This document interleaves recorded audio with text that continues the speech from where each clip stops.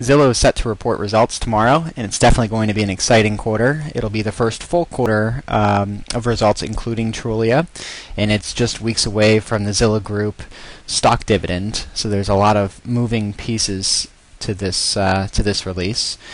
To prepare for the results, we've recalibrated our model to be in line with consensus estimates and also to include as much of management's guidance as we possibly can without straying away from those estimates. If you're new to our earnings model, it basically follows the same format as with all our other companies that we cover. Anywhere that you see a blue cell, those represent our Gutenberg estimates. Purple cells represent company guidance, and orange cells represent consensus analyst estimates. The top section is the income statement, which we model on both a GAAP and non-GAAP basis. Below that, we have segment details. So in the case of Zillow, we've broken out revenue between real estate, mortgage revenue, market leader revenue, display revenue. In the past, management had provided all kinds of different metrics that we could use to model each of these individual items. However, after the Trulia acquisition last quarter, they took some of the details away. So for now, we're just modeling each based on quarter-on-quarter monthly average user growth. And then we're applying quarterly revenue per user for each one of those items. Below that, we have some profitability and other income statement ratios. And then we have a summary of the non-GAAP adjustments, which is primarily the share-based comp divided out between cost of sales and OPEX. And then we have the acquisition-related items and restructuring items. Below that, we have the pro forma adjusted EBITDA reconciliation and then the pro forma revenue details. So last quarter, the company reported pro forma revenue results, which is basically showing the impact of Trulia for the first quarter. Now, if you're using just a multiple-based approach to value Zillow shares, you won't need to go through the balance sheet and the cash flow statement. But if you're using a discounted cash flow analysis, you will. So we've modeled out the full balance sheet and cash flow statement. If you're not using it, you can just collapse those so they don't distract you.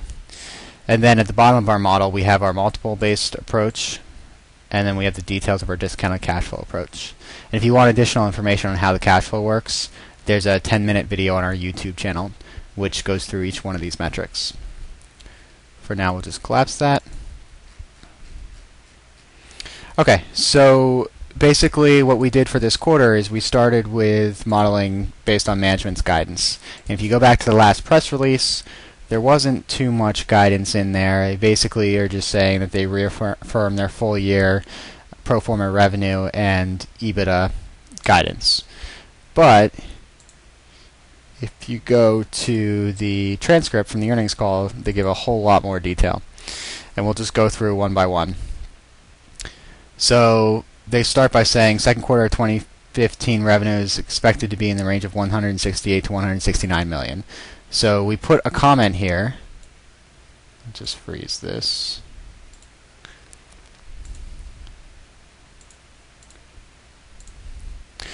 So we put a comment because, again, we are aligning this with the consensus estimate, which was a little bit below management's guidance. But you can see in our comment we have the guidance in there, so if you wanted to change that to prepare for tomorrow's release, you could. Market leader revenue of approximately $11 million. So that's down in the market leader section here. And again, this is purple because that's management's guidance. Display revenue is expected to be in line with our pro forma first quarter 2015 results. So remember, the pro forma is down below.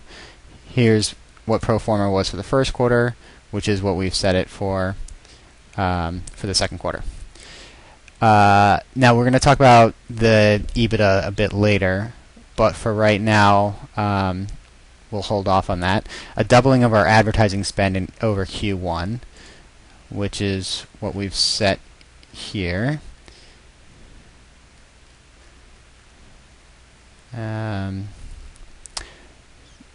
So this is how much they spent in the first quarter, and we essentially just doubled it here. Okay. Diluted weighted average shares outstanding expected to be in the range of 64.5 to 65.5 million. So we've set it at the midpoint. Then we get down to the full year details. So they say full year pro forma 2015 revenue of 690 million. And again, we're going towards consensus, and so the consensus is a little bit below that. Market leader revenue of 40 million, which we have here, and the comment that describes it. Again, we're going to skip the EBITDA guidance for now. Full year, we expect pro forma share-based comp to be approximately $90 million. So let's see, share-based comps. So we had it a bit higher than that. And again, if you want to align directly with what management guided, you can change this, but it's pretty close to the $23 million run rate that they had stated here. Depreciation and amortization will be approximately $90 million. That one we have exactly the same. Diluted weighted average shares outstanding for the full year to be in the range of 62.5 to 63.5 million. Scroll back up to the bottom of the income statement, and we have it set at the midpoint for the full year. Let's see, expect acquisition-related expenses to be approximately 20 million, and restructuring-related costs to be in the range of 31 to 33. Let's go back down to the adjusted EBITDA reconciliation. You can see we have acquisition-related cost of 20 million. With that all coming in the second quarter. So they say here the majority of these costs will be recognized in the first half of 2015. So we essentially took what they had for the first quarter, plugged the difference for the second quarter. So that's all of the guidance from that management provided. One other thing is this is the first full quarter of the long-term debt, which was issued last quarter. And so since last quarter was a partial quarter, it didn't include the full interest expense, so now we're basically taking 25% of the 2.75% on the long-term debt in interest expense in the model. So that you can see right here.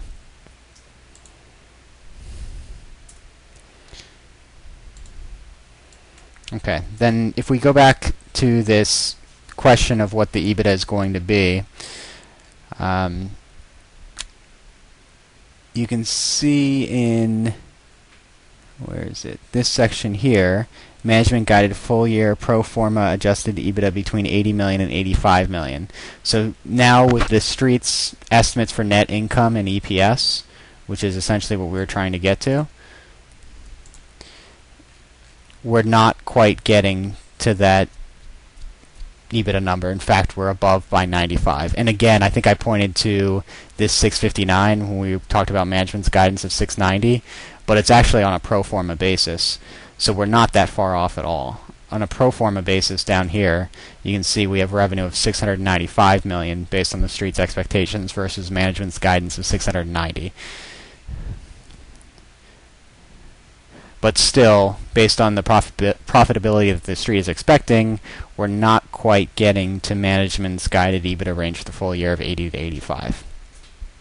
That actually might have something to do with the fact that the sales and marketing expense for the second quarter is so high, and that's based on management's guidance.